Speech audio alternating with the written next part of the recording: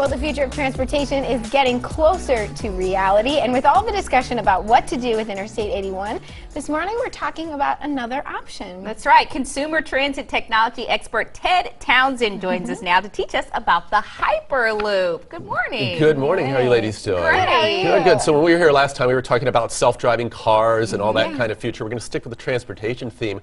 Now, Hyperloop is something else that came out of the mind of Elon Musk, the guy that's Tesla, with his team. They came up with this paper. Wait a minute, did you see that plane today? Because that was something that he was a part of, too. No, not today. I haven't actually. Oh, Was okay. that probably an electric airplane? Right. Something like that? Yeah, huge. Okay. So if you think about it, look, to get back in history here, we've been using trains for a couple of hundred years now, right? They go on rails, and even the fastest ones in the world might go in the mid 200 miles an hour, and they're super expensive. Most trains go under 100 miles an hour.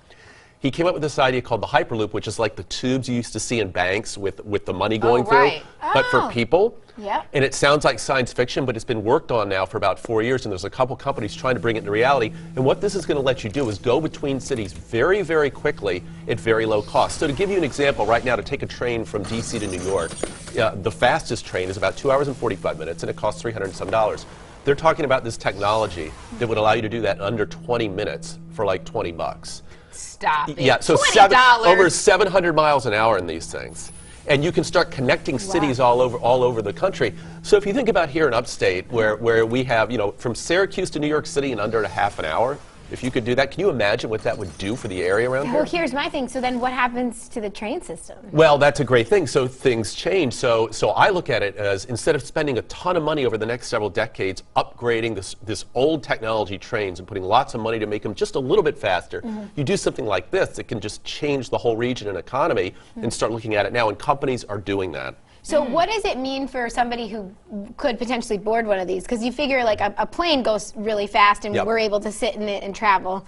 Is feel it this, comfortable. Right, is it the same for something like this, or will they have to adjust all, you know what I'm Well, talking it'll about, be the speeds? Yeah, the very speed. So there will be ways that it starts and stops so you don't feel it going very quickly and all that. Okay. And the nice thing about the difference between this and flying is it'll go from almost downtown to downtown. So you fly into New York, now you got to get from the airport into the city and all these transfers. This is going to go downtown to downtown, and it's going to leave as often as every 30 seconds depending on the situation. So you kind of just get on and go. It's not like, oh, I have to wait for my train for 2 hours and I sit there and wait, then I take the ride, then I get out at the other side.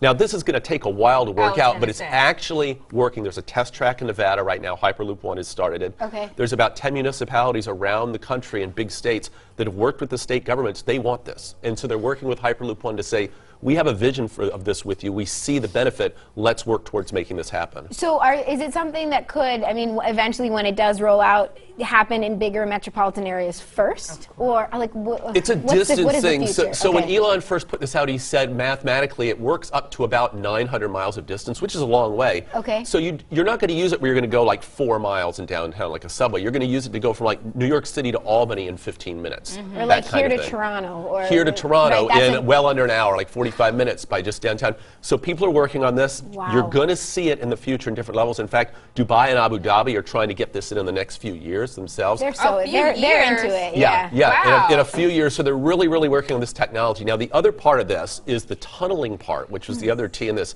Elon Musk's company, he started another company about tunneling, and he said, look, tunneling technology hasn't changed in decades. It's still slow. It's really expensive. And if you can combine tunnels like under cities, D.C. to New York, without taking land like trains do, you don't have to take buildings away. It doesn't count on the weather like a train does if the weather's bad. You combine those, and you can make this even that much more efficient. You can also take that tunneling technology you're seeing there on the screen. Elon's company put out a video about cars under cities, say L.A. with the bad traffic. You can have multi-layer tunnels under L.A. where a car gets on its own thing and just goes to the other side of the city really quickly, and you don't have to sit in traffic. And they're working on this now. He's already started tunneling in LA. He's already dug a hole with the machine, and they're starting to test this. Amazing. Yeah. I feel like we say this every time. It's like the Jetsons coming to life. The Jetsons, Right. exactly. You know? Well, listen, you can connect with Todd online, facebook.com/Todd Townsend, or Twitter @Todd Townsend for more information.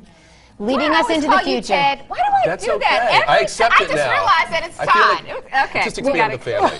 We'll be right back. Thank you, Todd. You're welcome.